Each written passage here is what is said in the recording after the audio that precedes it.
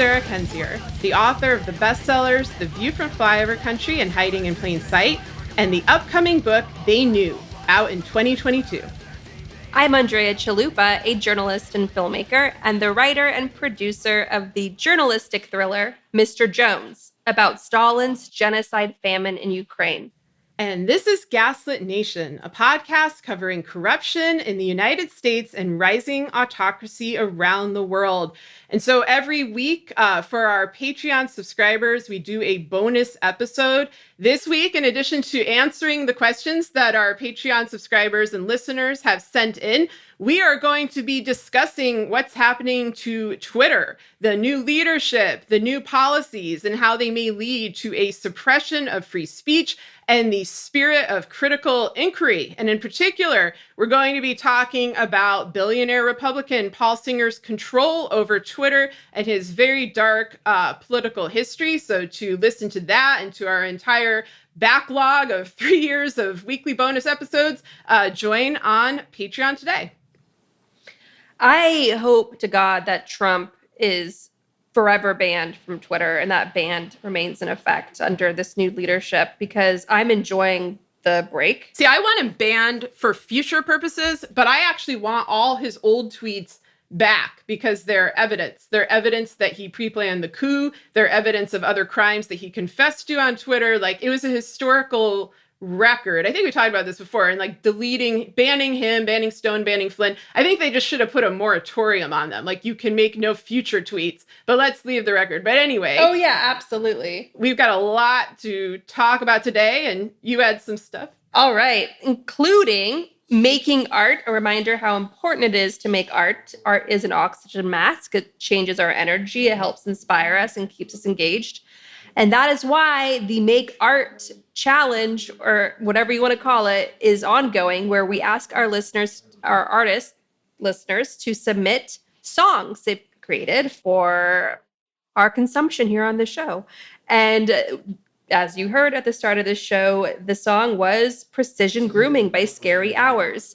Scary Hours is an anti-racist, anti-sexist, anti-homophobic, anti-capitalist project from New Jersey frontman songwriter Ryan Struck, featuring a revolving door of great musicians with aligned incentives. Margins was released in November of 2020 on Pyrrhic Victory Recordings to warm critical response.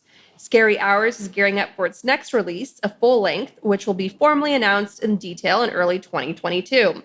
Ryan shared this statement about the song you just heard.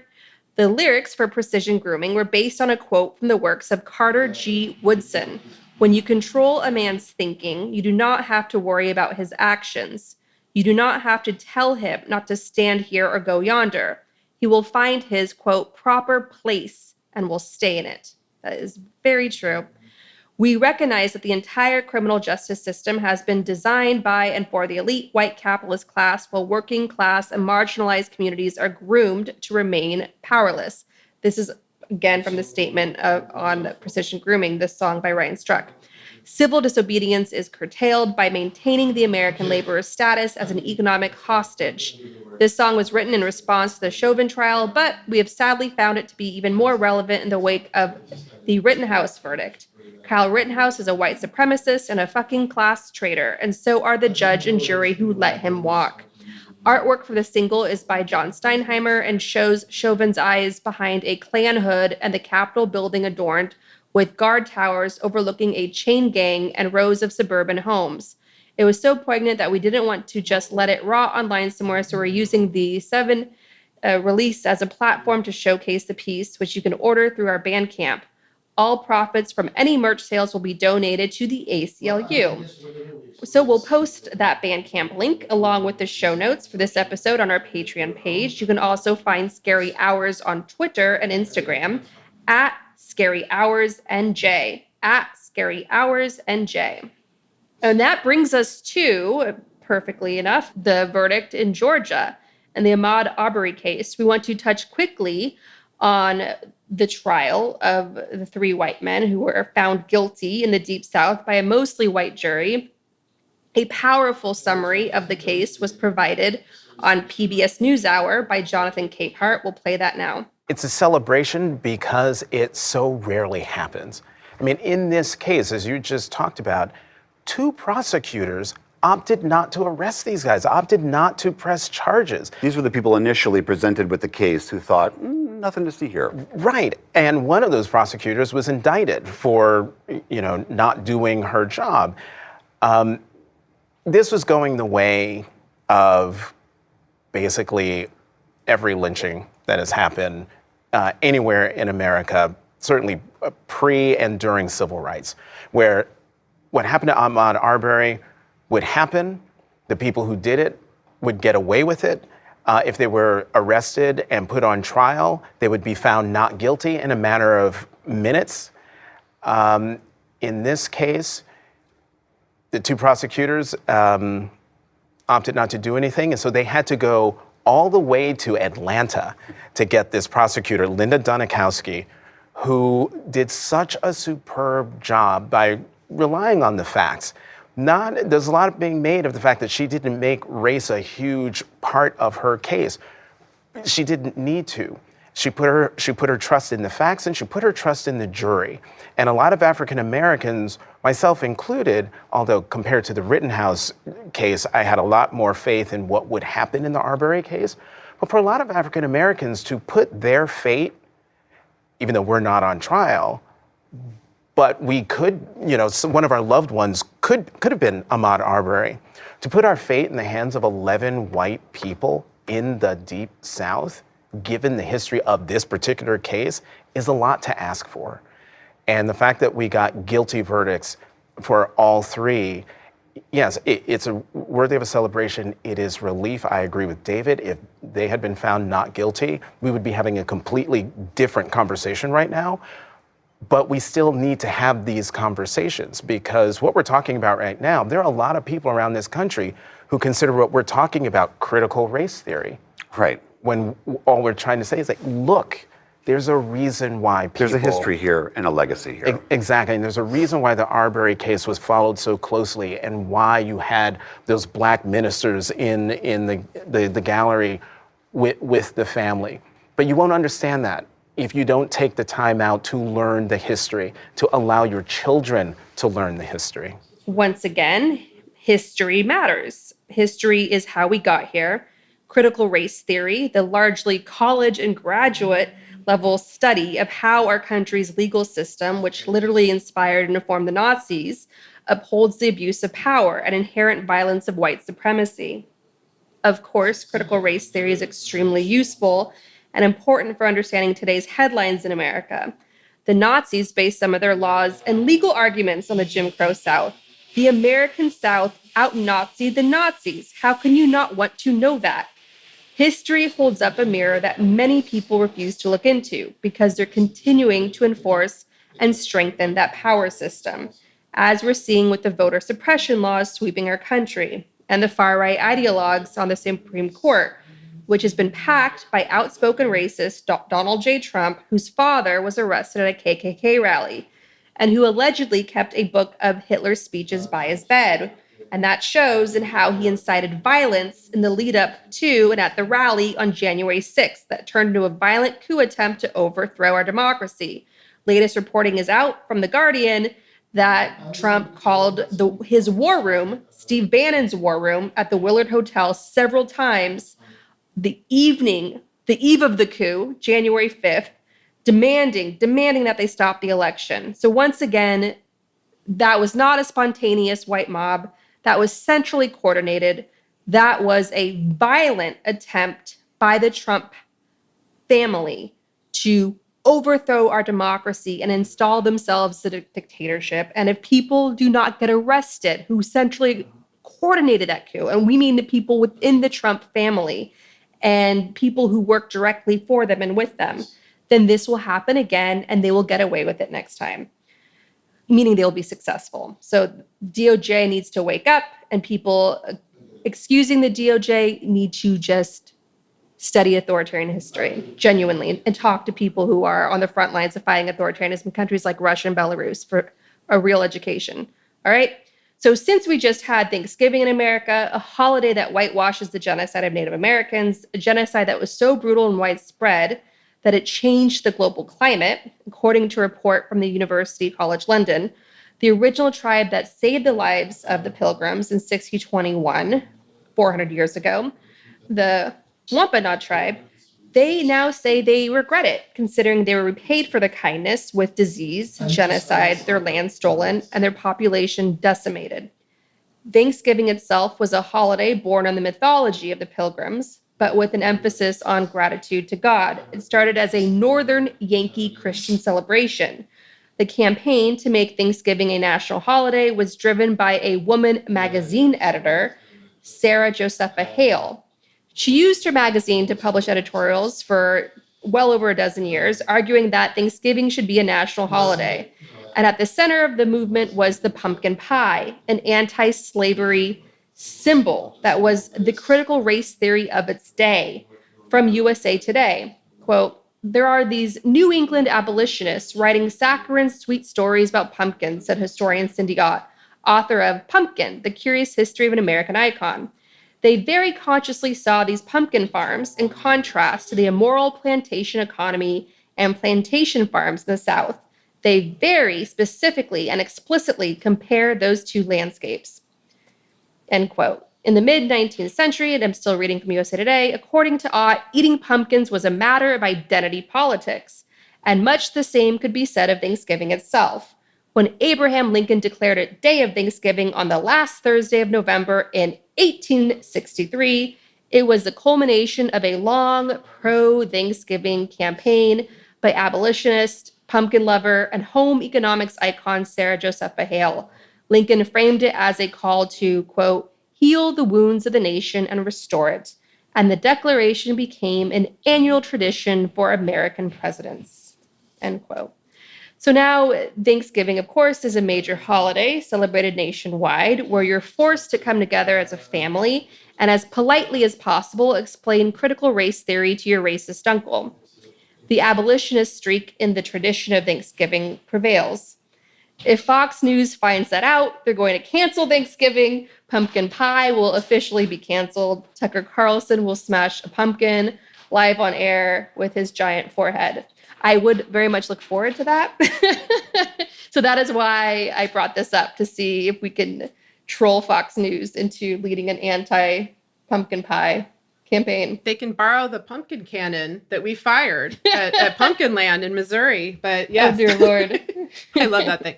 All right. So let's talk about Russia. Russia. There's going to be another coup. This is the second episode, at least, in which we are talking about a pre-scheduled, pre-announced coup with a date, with all the plans out in the open, and seemingly no effort to deter them. So, Andrea, would you like to tell us what is going on right now with Russia, Ukraine, Belarus, and all of these various crises caused by a Kremlin that has been operating with utter impunity for nearly a decade? Yes. Well, first, I want to open by sharing that I was tremendously honored this morning by participating in a Zoom panel discussion with a number of extraordinary Russian and Belarusian activists and leaders. And I want to share some of their work now because the discussion was an urgent reminder of what the Biden administration must do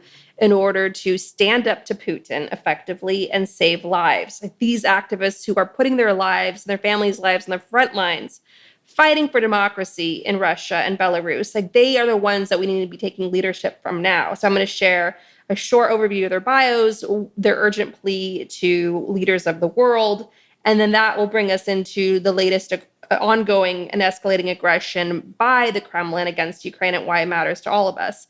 So in this discussion this morning, I was joined by Evgenia Shirikova, Russia's environmental and anti-corruption campaigner, currently living in Estonia because she's forced to live abroad for obvious reasons. Evgenia is the founder of Activatica.org. She's a winner of the Woman of Courage Award and of the Goldman Environmental Prize.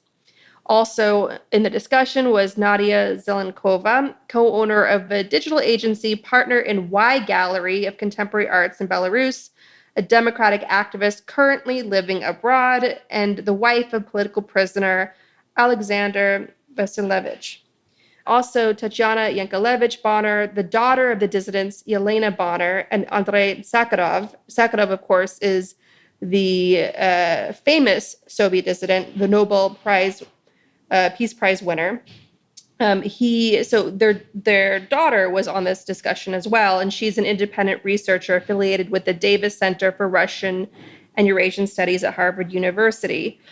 And so I want to point out Yevgenia Chedakova specifically, what she was calling for. She pointed out how the Russian constitution allows the right to protest in Russia, but the pressure on protesters, on activists of all kinds across Russia has never been greater. Putin continues to really increase the pressure on them. And so what they desperately need, what the civil society in Russia needs, is legal support, media support, psychological support, anti-corruption support.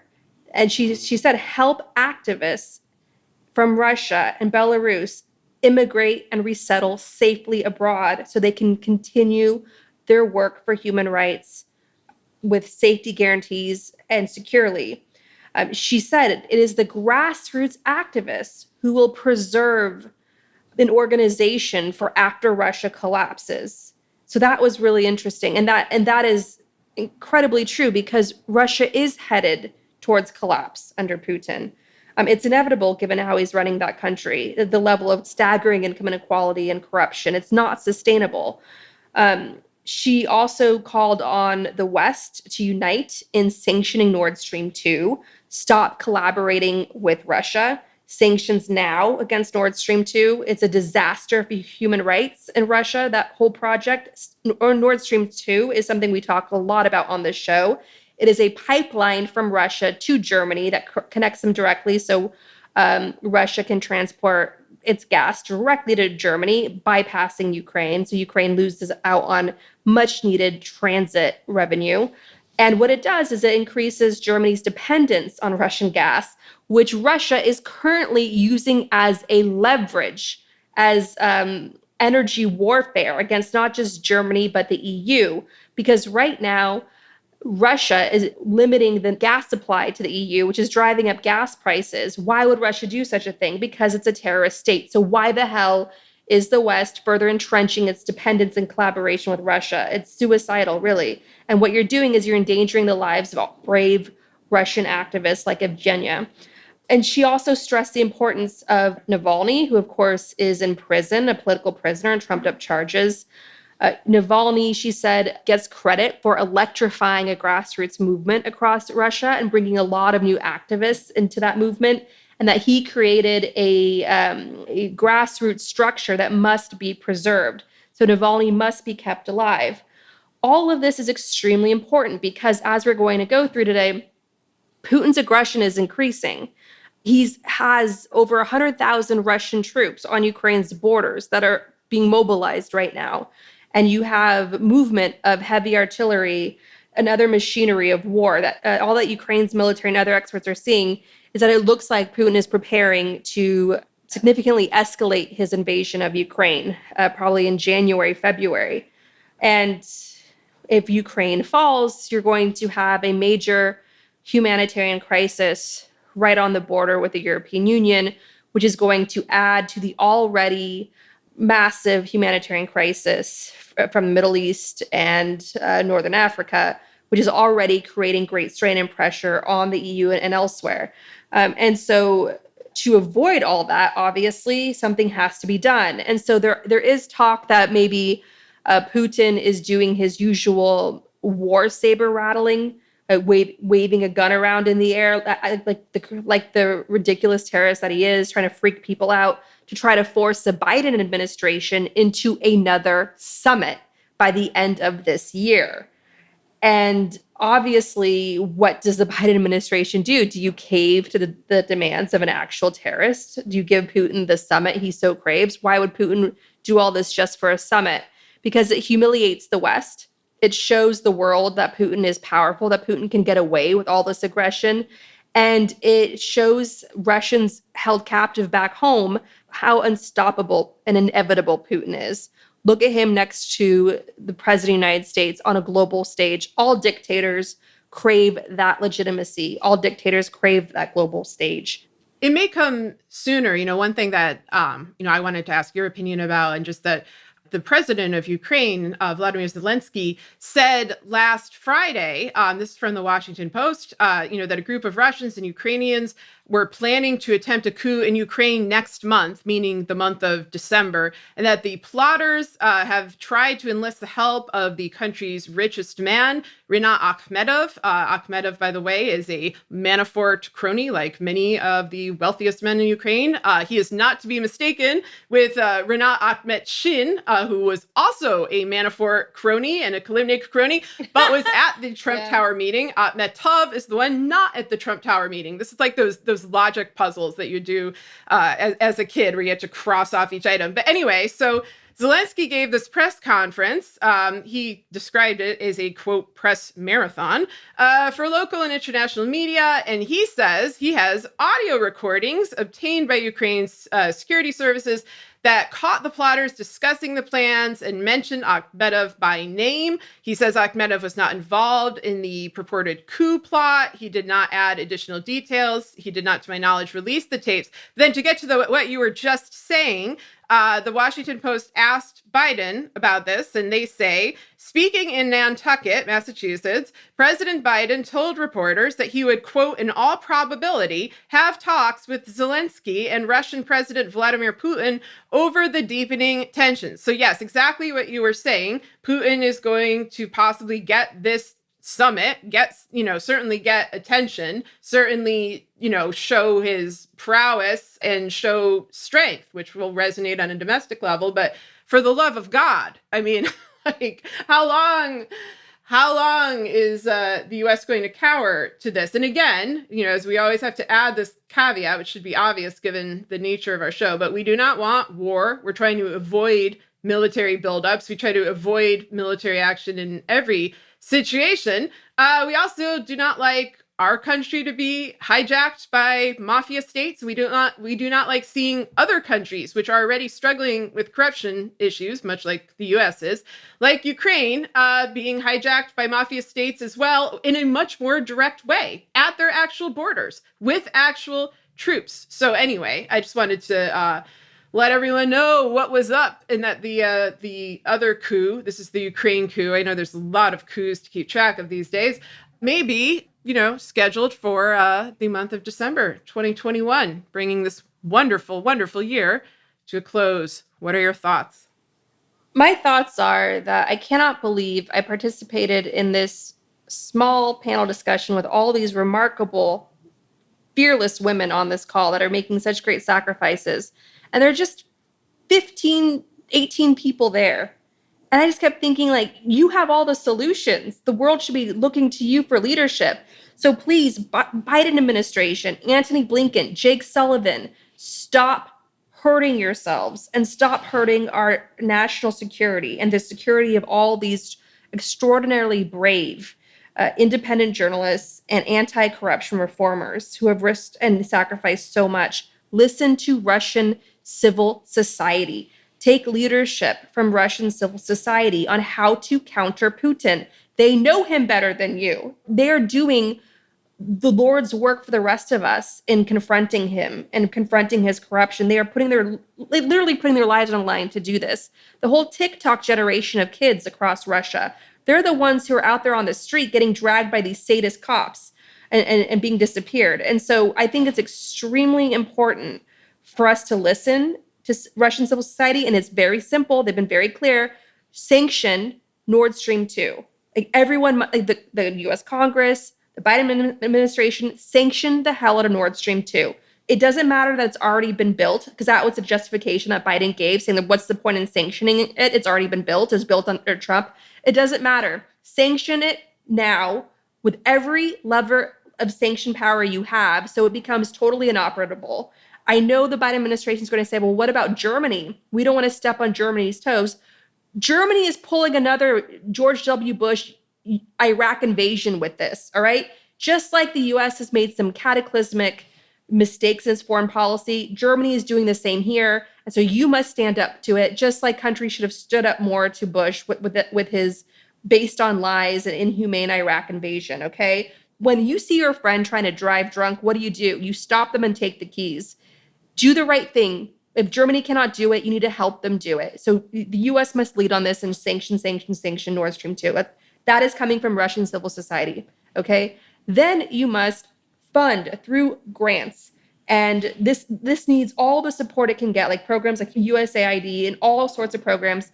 Fund independent Russian, Belarusian diaspora media, wherever it is, fund it, make sure these activists have all the security support that they need, make sure that there are people looking out for them and tracking, making sure that they're aware of what movements might be dangerous. I know during Ukraine's revolution, Euromaidan, there were Ukrainian organizers who had to flee Kiev, who came to New York City. And they had the FBI show up at their house saying, you need to be careful. We've been picking up noise that you're being targeted. So do the same for these Russian and Belarusian activists wherever they are living in the world. Protect them, keep them alive. That was the simple plea from these activists today. Keep activists alive. That's all they said. They said, keep activists alive and empower them, give them a voice, give them all the resources they need in order to do their jobs and do it so it makes the largest noise possible so the rest of the world can hear. And that includes also, as they mentioned, legal support to protect themselves from the frivolous, abusive lawsuits from Putin and his court of oligarchs, as that's one of the tools they like to use out of the Kremlin, and also protect them in terms of psychological support, because it's extremely difficult to live with the pressure of a mass murdering terrorist regime coming after you and your family. So give them all those resources in the name of not just their security and a free democratic Russia and Belarus, but American national security, because it was the Kremlin that greatly destabilized the US when it helped bring Trump to power and attacked our election infrastructure, attacked our media, our social media platforms, and continues to turn Americans against each other with its well-funded propaganda machine and asymmetrical warfare and harass US citizens. So, and one thing that these Russians were saying in the call, that they received a lot of access to the Obama administration during Obama's years, and they lost that access under the Trump administration. So just remember, when the Trump administration gets associated with Russia, it is Putin. It's the materialistic oligarch court of Putin, not the real Russians. The real Russians were shut out from the Trump administrations. It was the real Russians that were suffering under Trump. So we owe it to them now to stand by them and help them, because they're helping all the world right now, because Putin is a global terrorist who's impacting several regions of the world right now. And just to go specifically into the coup and just to bring home some points that Sarah mentioned, I want to read this bit from Newsweek on Ukraine's richest oligarch, Akhmetov, who is known as a crime lord in Ukraine. Akhmetov, I'm going to read it now from Newsweek. Akhmetov has never been formally charged for a crime, but he once fled to Monaco following Ukraine's 2005 Orange Revolution protests against political corruption, when an investigation was opened on him for murder charges. Those charges were dropped in 2006, and he returned from his exile. While in Monaco, though, Akhmetov contracted the political consulting firm of Paul Manafort, the campaign chairman of former President Donald Trump's 2016 presidential bid. Akhmetov and Manafort are said to have developed a close friendship, and he was tied to Manafort and Robert Mueller's investigation into Russian interference in the 2016 U.S. presidential elections because of their shared connection to translator/consultant Konstantin Kilimnik, who we now have confirmation, thanks to a congressional report, is Russian intelligence. Akhmetov also made U.S. news in August 2020 when an independent government watchdog found businesses owned by the Ukrainian billionaire received a total of $21 million in small business loans from the U.S. government.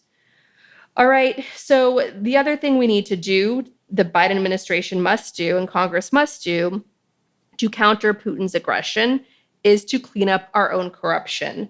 So just like the US Janet Yellen, our Treasury Secretary, has been leading the effort with our allies around the world to do a universal corporate tax of 15%. That is to try to curb corruption, to curb the epidemic of all these rich billionaires and the super wealthy hiding their money abroad, by getting as many countries as possible to pass this standard universal corporate tax. Imagine what Treasury Secretary Yellen and her counterparts abroad can do in uniting the world and cleaning up its corruption, because it is the corruption that Kremlin aggression increasingly uses against us. This is how it keeps Ukraine in a black hole of corruption. It's that golden handcuffs. And that is how it has been infiltrating the United States, namely through the corruption of the Republican Party. So we need to not only support Russian and Belarusian civil society abroad, wherever they are, keep them safe, keep them supported, give them whatever they need to do their jobs safely and well, and also fight our own corruption abroad. That is how you counter Putin's aggression. You do not counter it by letting him waltz all over you on a global stage. Yeah, I mean, what's depressing about this is that Yellen won't even release Trump's tax returns to Congress. She won't update us on Russia hijacking the Treasury in 2015. I mean, this is something that we've covered many times. This was revealed in a BuzzFeed report by Jason Leopold and Anthony Cormier. The whistleblower from that case, Natalie Mayflower Edwards, is now in prison. Like, Yellen is another one, like Merrick Garland, who is abetting corruption through inaction by treating criminal elites as above the law, which furthers their impunity and also furthers the public perception that they haven't done something wrong. Because a very common response to all of this rampant, insidious, really unparalleled level of corruption is, oh, well, if it was really serious, if it was really harmful, someone would do something. The Treasury Department would do something, or they at least would tell us what was going on. I mean, a lot of this is old news. These are crimes committed during the Trump administration or beforehand. Merrick Garland would obviously be arresting, Michael Flynn, Roger Stone, and others who are on record, Steve Bannon, saying, yes, we are fomenting a violent coup. We are overturning the results of an election. You have Trump on tape threatening various public officials. Like, this is not hard to find. Instead, there is absolute silence. And so for all those folks out there who are saying, oh my God, he can't talk about it, it would jeopardize the investigation. The DOJ has a PR branch. They have teams of professionals who are in place to at least communicate to the American public without jeopardizing the integrity of all of these cases what is going on, what values the DOJ holds, what their aims are broadly in terms of justice, in terms of accountability, in terms of who is above the law, in terms of how things like the OLC memo, which was used to excuse Trump's crimes in the past, to put this veneer of executive privilege on everything, to treat him as above the law. All of those things could be addressed without getting into the very specific details of these investigations, but they're not doing that. And, we're at the point where a lot of people who are, very, very flattering in their portrayals of the Biden administration, folks like David Rothkopf, who, goes out of his way to highlight positive things that the administration is doing, they're fed up also with Merrick Garland. And, you could also go into Yellen, into Blinken in terms of foreign policy. We have an ongoing problem with the Biden administration abetting dictators. It's the Kremlin, but it's also the way that they let Saudi Arabia off the hook for the Khashoggi case. It's the constant sycophancy shown to Israel, despite their digital surveillance efforts, despite their partnership with people like Jared Kushner. It's the fact that Jared Kushner is out there running around after profiting off a plague and committing,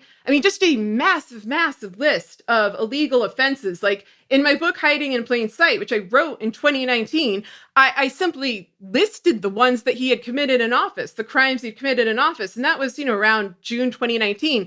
And just the list itself, took up page after page. And since then, it got so much worse. That was pre-COVID, that was pre-coup. And we see him out there using his prior position in the administration to partner with corrupt people abroad, with folks related to his old family friend, Netanyahu.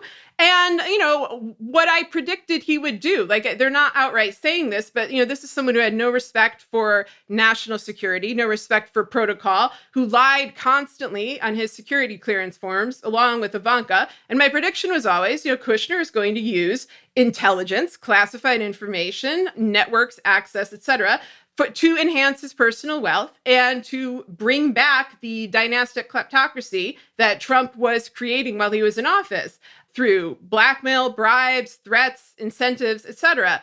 And that's what he's currently doing in partnership with both Israel and a number of Gulf states, in particular Saudi Arabia. Biden administration does nothing. This is a massive national security threat. I've always said that Kushner was a bigger threat in many ways than Trump. You could go dig into our archives for that one, but I want to remain on point here. Related to this is the issue of Paul Manafort, because as you brought up, he is a close contact of Rinat Akhmedov. He's somebody who has, worked as the liaison between the West and, basically the Western mafia and the Russian mafia. And he was pardoned by Trump shortly before Trump carried out his Capitol attack. And we've heard nothing. He's just out there running around. No one knows what he's up to. My guess, and I'm just, going out on a limb here, is that he's up to helping this Russia-Ukraine coup, because that's like what Paul Manafort does for a living. And perhaps there should be people who are not you and me, the journalists like sitting in our house podcasting, but people who actually hold the reins of accountability and have the power to do this, to investigate this situation, which is jeopardizing not only the public safety and national security of Ukraine, but our own. This is a very, very dangerous individual. And they've decided to pretend that he does not exist and that none of this ever happened. As Taylor Swift says, it was rare we were there.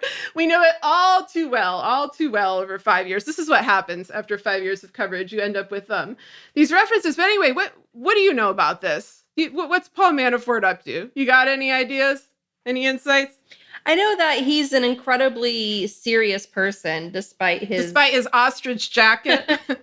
Exactly. I think that's how he lets loose and self-cares. But he's an incredibly intense, serious person who's a Kremlin lifer.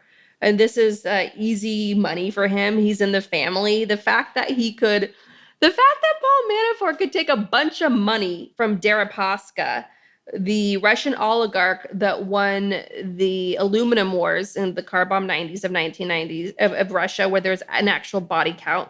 The fact that Paul Manafort felt confident and comfortable enough to take a bunch of money from Deripaska and mismanage it, lose the investment, whatever, and be on the hook to Deripaska for money, and he was allowed to live, shows how in the family Paul Manafort is with the Kremlin. So if there's anything moving in Ukraine, like this attempted coup, which I know it's all alleged, it's the word of President Zelensky, it's very much in the realm of possibility, given how brazen Paul Manafort's tactics are and all of the criming he's been doing in Ukraine for since the time of the Orange Revolution, 2005, 2006. It's key that 2006 is the year his buddy Akhmedov felt comfortable coming back to Ukraine after those murder charges, because that's when Manafort really was really building up his presence in Ukraine on behalf of the Kremlin. He was building up their gaslighting Republican Party in eastern Ukraine, known as the Blocker regions, which brought Putin puppet, the Ukrainian Trump, Viktor Yanukovych, to power. He was using all these dark arts and propaganda to turn Ukrainians against each other. He was creating fake protests against the US and NATO, as we saw in Crimea. So all the same tactics that Paul Manafort and the Kremlin used on Americans in 2016, sowing division, turning people against each other, that's what he was doing in Ukraine. So Ukraine was a testing ground of the same aggressive tactics that were used to help the Kremlin bring Trump to power in 2016. And Paul Manafort pioneered and pushed them first in Ukraine for the Kremlin. So yeah, this coup attempt, I believe it is actually a coup attempt. I know there's still a debate. I do believe that this is an operation that is very much part of the Kremlin's wheelhouse. There was, of course, a Kremlin coup attempt in Montenegro back in 2016. There's been all sorts of blatant, in-your-face meddling by the Kremlin and of democracies across Europe. The Kremlin has deliberately created a refugee crisis to flood Europe with refugees and then propped up anti-immigration candidates and political parties across Europe to further divide Europe.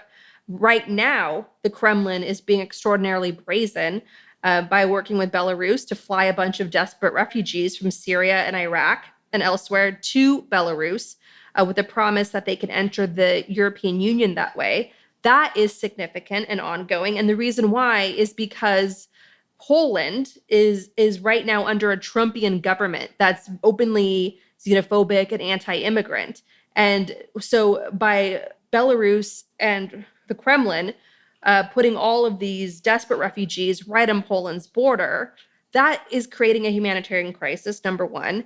And the Polish government's response to that is something that's also potentially very dangerous and explosive because they openly hate immigrants and refugees. Even Ukrainian refugees, Ukrainians and Poles are obviously very culturally aligned. Even Ukrainian refugees or even Ukrainian immigrants were telling me on a trip I had to Warsaw in 2019 that they felt unsafe under this Polish Trumpian government. And so what could happen is that Poland could really overstep and do something dangerous in reaction to this refugee humanitarian crisis artificially created by Belarus and Russia on its borders. And by doing so, that could inflame tensions across the EU. And that could then divide the EU. And then you could have another independence referendum in a country like Poland. Hungary could follow suit because Hungary has fallen to a dictator who has used all types of authoritarian tactics to consolidate power and stay in power. And remember, Tucker Carlson of Fox News and the rest of his right-wing Trumpian Republican Party loves Hungary and holds it up as a model of what the United States can be. They do this. And so when you have a divided EU, if the EU starts falling apart and you have more Brexits around the EU, you're weakening an extraordinarily important political alliance that counters authoritarian aggression of all kinds and is an extremely important regulatory body against corporate greed and overreach. The EU passes a lot of strong regulations against corporations to keep people safe, regulations that we don't have the benefit of in the United States. One of the points that the award-winning British investigative journalist Carol Cadwalladr made on our show about Brexit and the tragedy of Brexit and how Brexit and Trump are the same crime because the same dark forces united homegrown corruption of the conservative leaders in the pocket of Kremlin dirty money and all the same dark arts that were used that Trump came to power on were used to tip the very close Brexit vote. And one thing Carol Cadwalladr kept saying was, we're going to lose the regulations from the European Union that kept people in Great Britain safe. And we're going to have all of these loosening standards and all this deregulation, and we're going to be more like America. So that's a crisis that could hit European citizens. So that's why the refugee humanitarian crisis that the Kremlin and Belarus are deliberately creating to destabilize their enemy, the European Union, and to punish the EU for standing up to Kremlin aggression generally, that could have a very serious ripple effect to her European Union solidarity and so forth. So it's a tense situation. And the most important thing to understand is that Putin has a tendency of being brazen, being extreme, and pushing things too far. And again, the way you counter him is you don't buckle. You are not avoiding war. You are not avoiding humanitarian catastrophe by appeasing Putin. In fact, you are emboldening those horrific events. You are empowering him. What you need to do is isolate and contain Putin because he does calculate. He does back down. Otherwise, he would have swallowed up Ukraine long ago. Ukraine has done an amazing job standing up to Putin and outsmarting Putin and countering Putin and refusing to legitimize Putin because he's a mass murdering terrorist. So Ukraine has shown the world how to do it. It's time that the Biden administration followed the lead of all of these brave men and women living on the front lines of Putin's aggression and not feeding into Putin's terrorism. Exactly. And, it's a really good thing that there's nothing else new and horrible happening in the world as this very unstable situation plays out in Eastern Europe. Oh, wait, we have a new plague variant. So as all these global crises emerge, we are also dealing with the crisis of Omicron, and we don't know exactly how bad this is going to be. It wouldn't be 2021 without a new coup and a new plague variant. And of course, we get a variant that sounds like a title of a William Gibson novel or a B-side by the Blue Oyster Cult. Omicron was originally called New, but the scientists decided to go one letter further, thus destroying my Gaslit Nation episode title ideas of New World Order and Brave New World. But anyway, we have Omicron, which is about halfway through the Greek alphabet used for plague names, in between the Alpha and the Omega, and I'm sure that will be of no interest to the rapture fiend anti-vaxxer crowd at all. Sure, they're handling that development very well. Anyway, as I said, we don't fully know how dangerous the Omicron strand is. We know it's much more contagious than previous variants.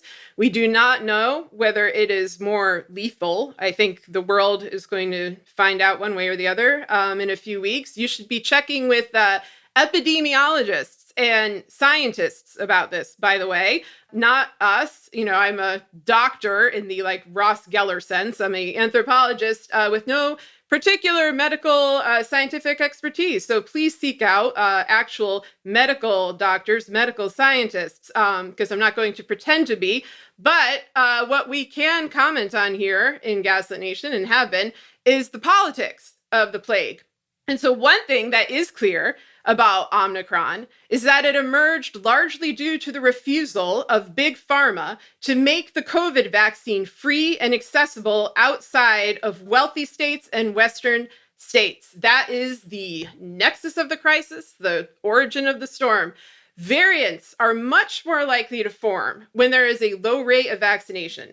And there will be a low rate of vaccination when large parts of the world do not have easy access to the vaccine, which has been true ever since the vaccine has been developed. Unlike when Jonas Salk developed the polio vaccine and gave it away for free, the monstrous men running Big Pharma today do not want to make it free. It is notable that they make enormous profits whenever a variant emerges and people need to get new shots. When Omicron emerged, Pfizer's shares hit a record high.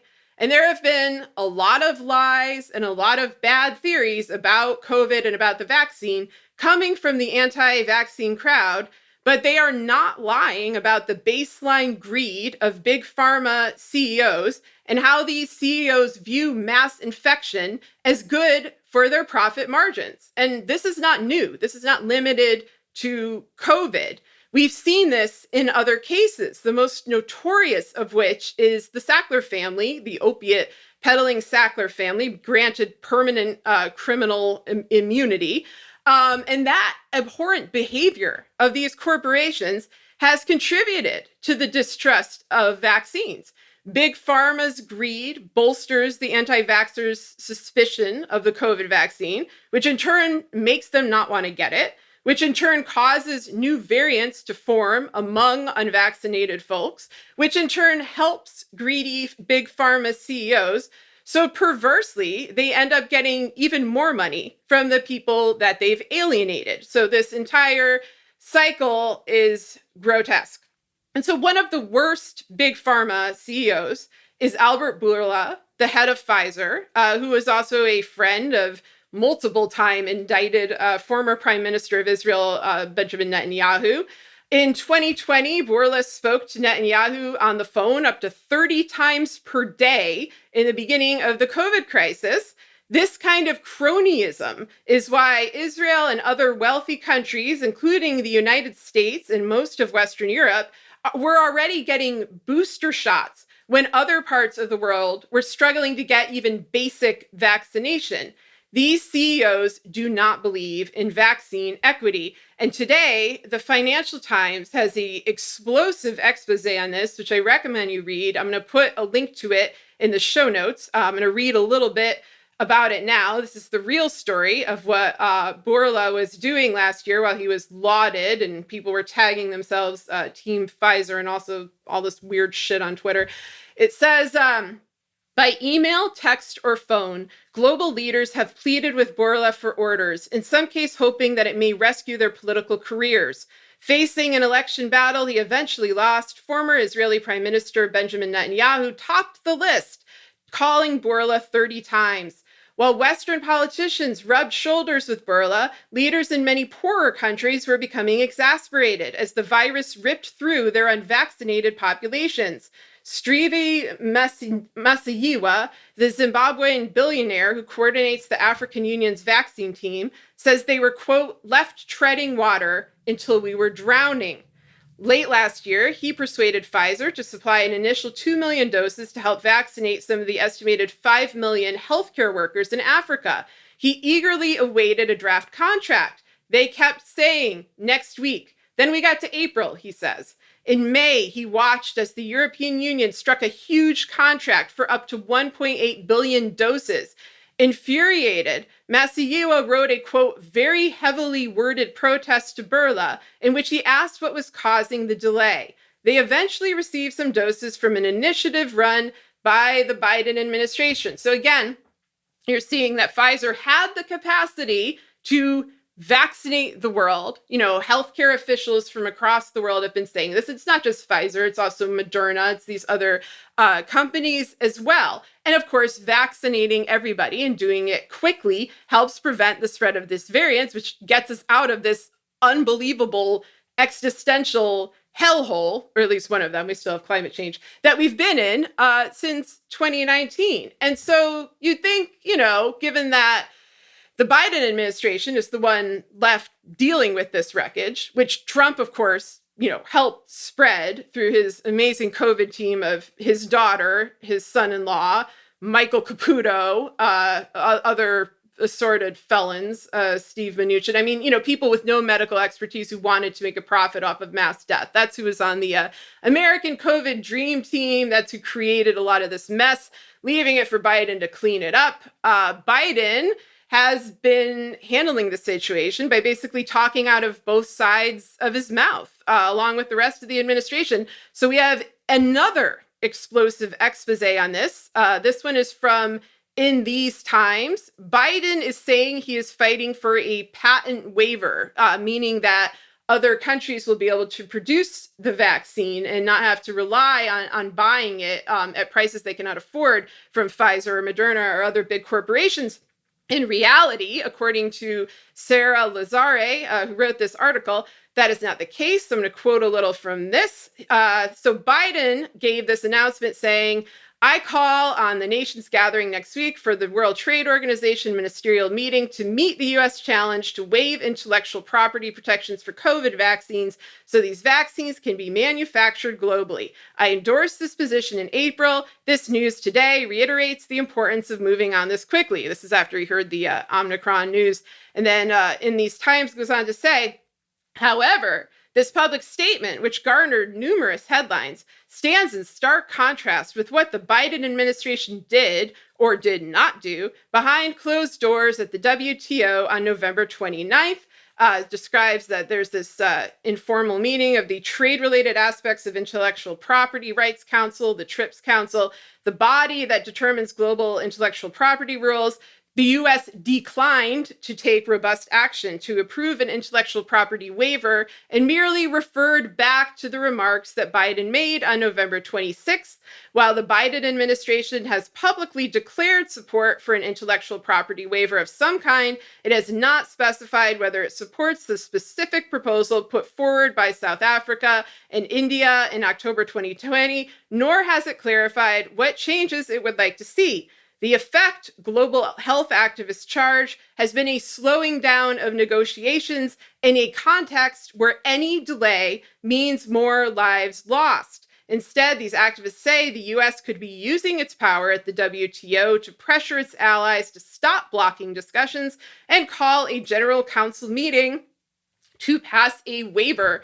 So this kind of reminds me of what we were just talking about with the Biden administration's actions toward Russia, where they're up against just brazen corruption, oligarch swindling, plutocrat swindling, lives being lost. And instead of standing up to it, instead of fighting for people's health, fighting for their dignity, they are enabling it.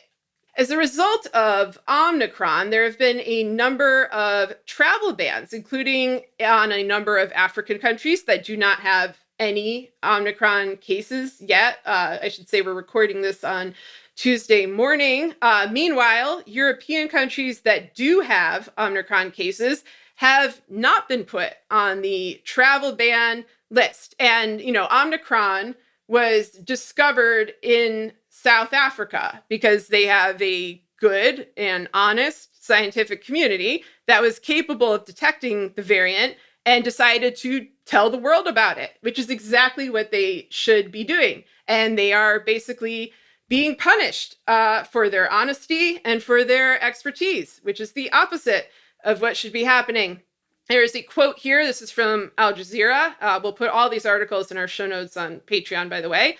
This is a quote from South African Health Minister Joe Fela. He says he's comparing the daily infections in South Africa and some European countries and says it's, quote, ironic that some of the countries are now reacting in this draconian manner, have infection rates of more than 50,000 per day. That's in contrast to South Africa, which reported nearly 3,000 daily cases on Friday, up from approximately 300 daily cases 2 weeks ago. That reaction is knee-jerk and panicked, he said, warning that such responses could prompt countries to shy away from reporting new findings. It is a very counterproductive reaction, he says, because what it says is that if you have the capability to do genomic sequencing and have a high level of efficiency, those capabilities must be driven underground. This is Fela talking. People will feel it is a, quote, risk to disclose their findings, he argued. That's a very realistically dire take on the situation, and I hope that people listen to him, because that's just been the theme of the last 5 years, is that if you are transparent about something bad happening, about corruption, about organized crime, about a incoming pandemic, which you may remember many, many people denied was happening, about climate change, about all of these major crises that we have to deal with, you'll be punished for it. You'll be punished for your honesty. You'll be punished for being right too early. You'll be denigrated for warning the world. Folks like these researchers in South Africa should be applauded. We've gotten into this cultish mentality, this deferential, mode of supplication where people only want to hear fairy tales. They only want to hear false reassurances based on absolutely nothing. And when people come forward with hard evidence of a looming crisis that can be mitigated, that doesn't have to be as bad as it is. And that's true for the pandemic. That's true for climate change. That's true for corruption. That's true for all the things we're dealing now. We're going to deal with hard times, but they don't have to be as hard as they have been. And they are not set for one particular path in the future. It really depends on what people do, particularly people tasked with power, particularly people who have enormous amounts of wealth. We have unequal leverage. And so I encourage you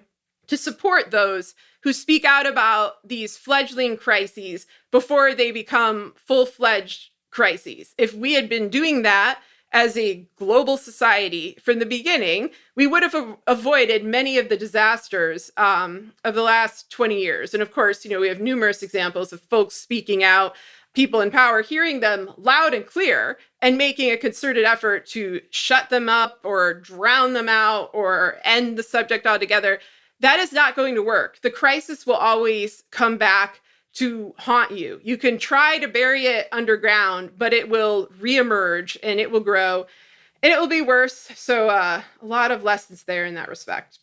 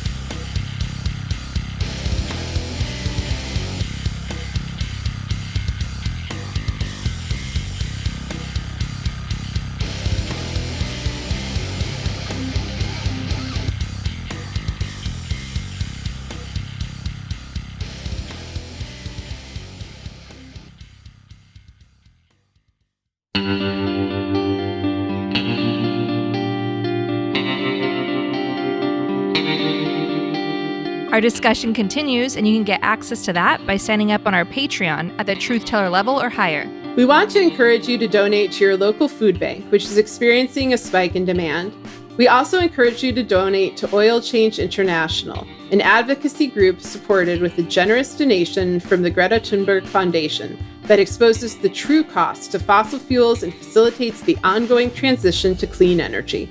We also encourage you to donate to the International Rescue Committee, a humanitarian relief organization helping refugees from Afghanistan. Donate at rescue.org.